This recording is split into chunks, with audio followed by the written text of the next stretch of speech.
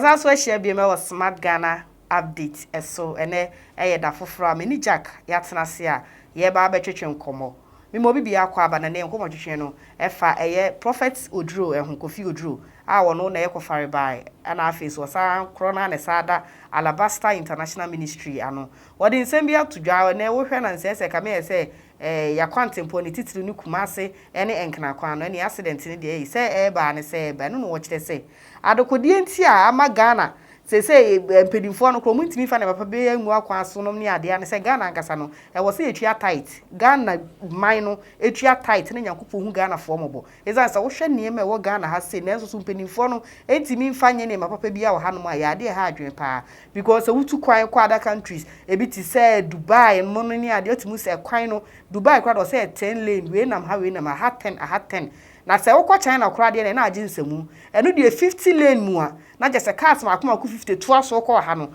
na cars 50 so nam this side no mo so eba wo ha Ghana yakwa nyina kwa 1 lane na de ya na sign na shiga krakra se 1 lane no wo benze na president akodi gina wadan ya wo commission yenkotie Prophet Oduro said the watch cheni nsemi ba said the mekan me ni Jack ye be bon komo.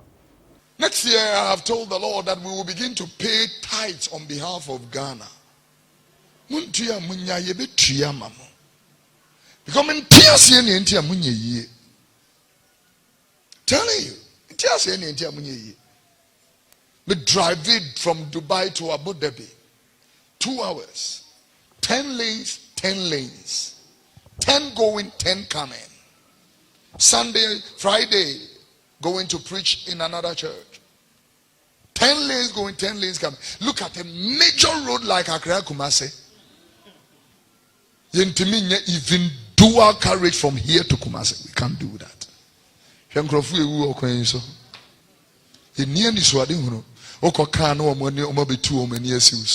Most of the animal to Quine Marco did that 7-star hotel. Now you drive in state apparatus and state vehicles. Now mo komu bibi and Siam fam mamutim. The biggest road network is in China. 50 lanes going, 50 lanes coming. Yeah. And Crawford dear, and 1 lane going, 1 lane coming. And no kora and your papa. And your papa. And your papa. It wouldn't be back a GDP growth for I don't want to hear me. One more come on Thomas Sumo. Then party. Ghana Goso. I can't remember.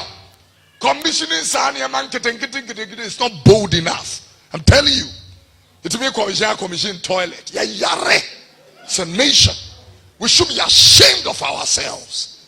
Commissioning a toilet? Are you serious? Huh? The commissioning a road from one to one. What is President Trump really? It's no news. You're too many or too small. In the end, it's what you know. Go and see vision and Krofuyi and Kremufo or Momoma Bofum.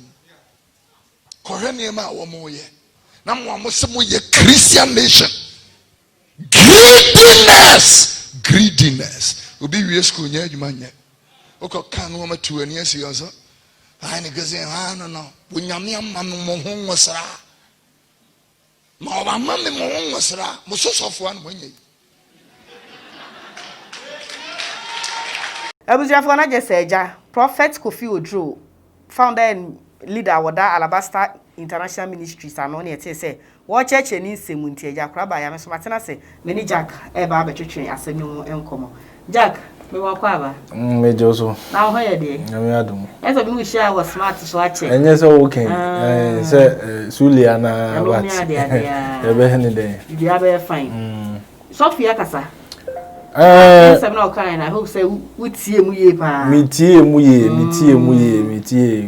ye na asem na o kan o se nyame asem de ba emodu so ha na o kasa no so kan na ni bre so na eya na eya se de o kan na eya se ye kwan etisa enso ye tu kwan ko other countries ye ni gia aha o tu kwan a o hu se lanes ni tese ka na e ko zin tese non stop so atia se ha ni gie o na se de o si kan de me fo ano so ba yen hwe your foundation he fund the free bar sanoma we nyina timi aba yentimi any other countries no offer or the Dubai go Dubai population sa population enduru yen okay so what you say and so we say the almost develop Dubai and so population enduru yen dey na say yen do so ntina na ye chema yen no so ne de bi akoye kwan there be say it your tax ni normal bebre a say taking into consideration so what you say so say can be ya mpanifo ni be free hand de akọ Dubai they akọ Chile akọ investment on buildings ni ade into odi kan but every foundation no be a free ba okay BCCC so what you say every Accra Kumasi road say ex-president Kufuor and the Shas here na o sha the first single lane we call na we aba na o Shas ya na eduru ba mi refi kroni din eduru ho no ma na kwan no hu ba bi a wo fa na ye say o branch so mu gusu ye de but ache okay so say the osika na no me fo no so ba fa ba bi no he should take certain things into consideration according to your foundation baby a free ban aban bi edi ehwamo pen okay so what I say do o ka ya man for say Dr. Kwame Nkrumah say you go di call Egypt no who say sa go no di call now obi you and I were not there so what I say who say go no di call Egypt and abroad dey sha say ache so but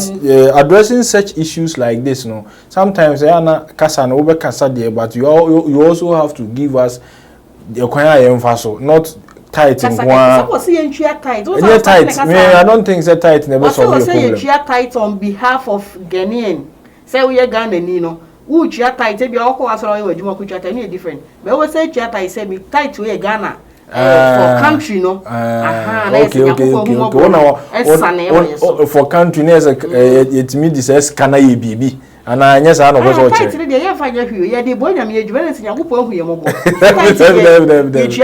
David ana sika ewo sorry so sika mo save wo bank no e chen government sika missionary churches no ene metima so called one man churches charismatic churches no sika mo save wo bank no sanki yi ene ye dey Ghana kwan kranka e be so am bi aka so what you say nko for mo asore a e se ye hwe mu school ni we nyina akra ne ye hwe mo sika da billions of cedis and dollars da a honma obian timi fa ne sanka na omu yi ni nkitinkiti eye normal no anki yi a and the tight is not the solution but adwen no anya adwuma nipadua ne bre so what you say o hwe other countries they sacrifice omu ye normal bibire bi say Dubai Dubai when omu build omu normal bibire na omu build within a short time normal build within a short time normal build you must say a crime be dedication and it is not there all because of politics. Okay. So what you say?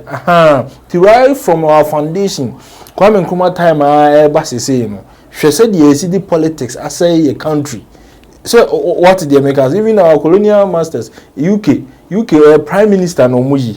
So what you say? Nye politics gidi say. Nye president. So what you say? And so she baby ayakwa abedura still na we are lacking roads, we are lacking so many things.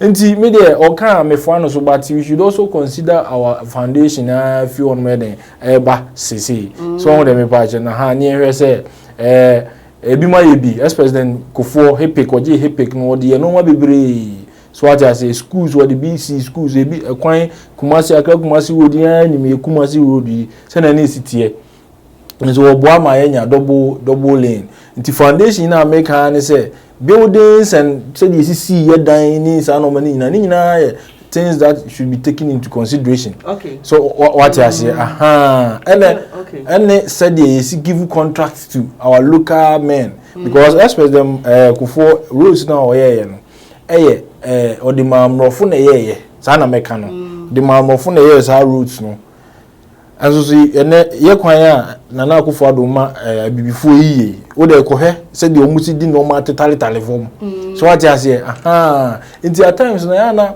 your foundation no from JJ Rollins ba BC Nana Akufo Addo so anu na create this kind of mess or kan ho asem no so what you say into or can do kan ko na chi one can won chiri sa won chiri mu yi but it's not about tight. It is never about tight. No. No. Can be say Arab for no go bo de omoma ebofom na nka ye Christian country na nka na say go say nka ha say go ni budu Arab for na omode omoma ebofom mami kan suma sem bia say ye ko different you dey enko ni ababa Arab for na omode omoma ebofom Arab for enter the share e different from ye enter the share. I'm telling you, mami one secret. The entire Arabian countries so chain most of the African countries ye omonta the share. Okay. Omo bia ye shentade jeja ye ho basabasa youth no ne sa mpanifo ni nyina no ebo man edifinka oman no say kwam spiritual as dey all can dey omo do omo mabofom na enye omo de bofom eye omo ntade hye ene omo kwan bi ne mra bi omo de ato e wo omo Kristo so omo enyamesum so what you say aha no ne ma omo ma fi hye danka omo so what you say aha ma no hu se sebi ubuhunu kwa ma okwando aha ubuhunu kwa didem okay nti ema we dey Arabian country bia for ni to omo dressing nti nyame ani ku omo ya dey ka say Muslims omo omo some ni different ni ade hwe nyame ni ku omo pa because of omo dressing okay nti yen dressing ni Christian na trouser or she trouser eti asori dem so I just trouser no obu okra mani bi wo trouser no trouser mfatano your money bi wa trouser mfatano okay na nzu ne sisi echigu ho ne ade a ni nyina enti yemfa no kwa nto chen ze omo de omo abofo ne no de Christians ne de o senka eno de enye solution one yedu eno de enye solution kra solution ya ne se de sisi entade and it said the way of living according to your religious purpose no e different from yen okay and yes ade in Christian way yen se san said omo so I just say compare there and yen di omo na mo achi e di omo na mo achi that means we the Christians will go and worship Allah what I say and you find no ntunche but foundation na make an education ka ho so what I say education ka ho your resources say you use your resources ka ho. It is not about religious purpose. Okay. It is not about religion. No it is not about that. It is about a your foundation, education. Saying you see a school. No be a civil engineering. Won't mean yet. So what I say, this is a foreign person. A foreign person now. A budgeter. You be easy. So and penifonic now moody yemfa eno so sonto nchen ye foundation na e di free ba no wrong. That is what we need to change the normal assessor. So what I say ansani aba mpanifo na omu discount so okay greedy there omo ye okay omo ye greedy pa mpanifo ndo omo ye greedy as he is saying. He always say it and it is true.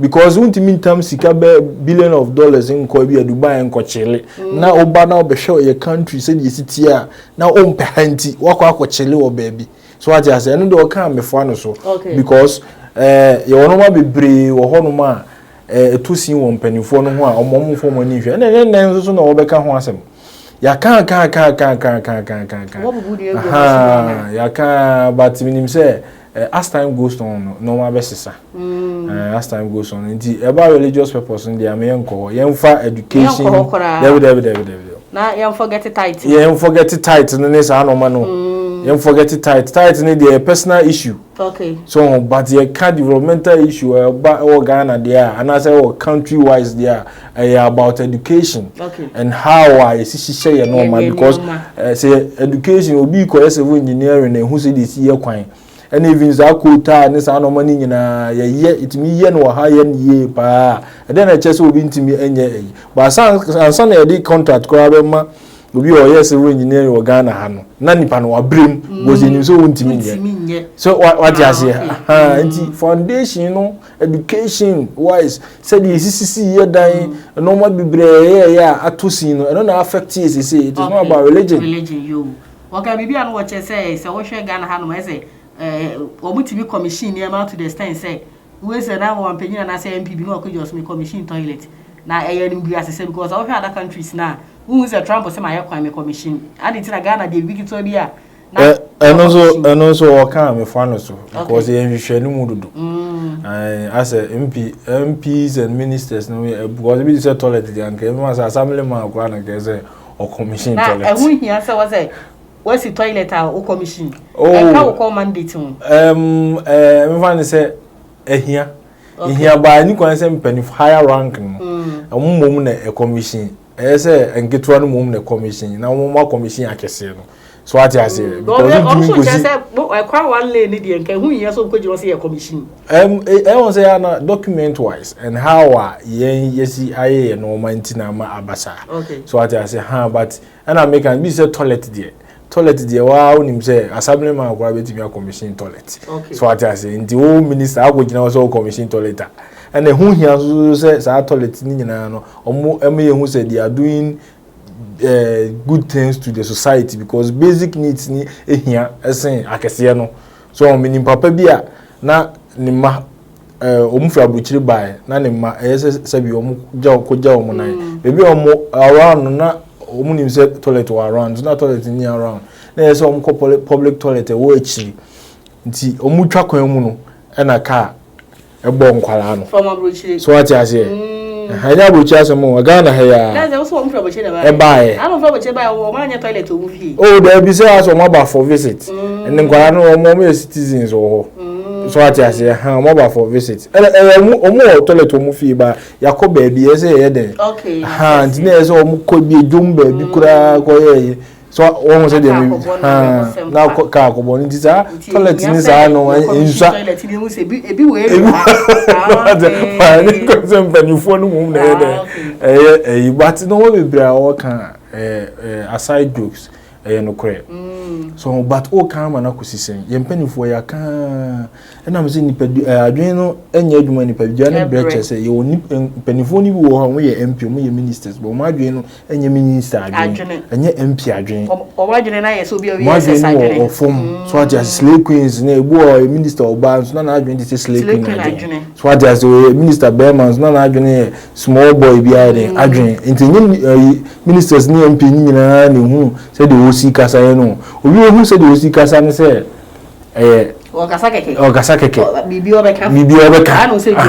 But so everybody ko na betu kwan akọ US akọ Dubai akọ challenge sika na akọ challenge mi wa na sika a so de ye mpuntudwuma so ati ase nti commission ko ade media nka me hu ni se ade bi a problem ibara ko gina wa commission so wa commission a problem but yen due diligence to our money sika no dey na dey so what you say no pa na here commission ni dey everyone say film keke ne ano o mo di pe vote no sa na onyo na dey na odi ewi no na say dey me kan say asam na o kan nyina no no kre but ebi di say roads ni sa no man nyina no yemfa ebi di say ka China or say more highest than road, you know, 50 lane here, 50 lane here. 50 lane here, 50 lane here. China population is different from here. China 1.4 billion. And 30 billion. So we can a comparison. 30 million. 30 million. Yeah, 30 million. So what does into a mono you do a more almost into comparing China to any yentimi enka enkoyepe ba comparing Dubai to yen no de yebetimi aka ma yeni abrepa because Dubai do so in Dubai adentina yes Dubai for develop a chain meanwhile we have resources so what I say into no bia na Japan di oni sa no man nyina ba ya empanifo no we twema mentwe adwenbone ne no ma nti dia me meka ne se Prophet Kofi Oduro we are there say o preach this kind of you can say ogunboni a ofra no prompting penifo no mo hu ne omunye but yenga say yemu say o can say no so mo tia do they do as he saying so what I say but ye can say onu so ehun bibisa na penifo o ma soro no onu so enye bibi fa ho so what I say say the bear say penifo no o kan penifo no so o kan tra penifo na antia penifo o ma soro no so be tu ho na mo mo so tu ho na mo eyi so what I say nti dem na de meka no ya ti aye da si jack e we say afa di mbesi ama Prophet Kofi Oduro e na wo che se Ghana say wo hwe yesika ye wo resources gold ta ha ye wo timba ye kokoo no nsa anyoma ne bebre so yakwa nyina one lane aburo so na yetu ade bia ha adwen because other countries that mean say one am kwan so kwan da so say smooth accident kwan ten si so nya ha 3 days bia ni pewu enti penifo no wo mo hwe so mbe tototo ne ma yina atumi aboye nyina bidin di adwoa champo makwa ba kopem ni Jack and it's not said to change. Come, let's have a munchie be with another news update. Was Smart Ghana update so.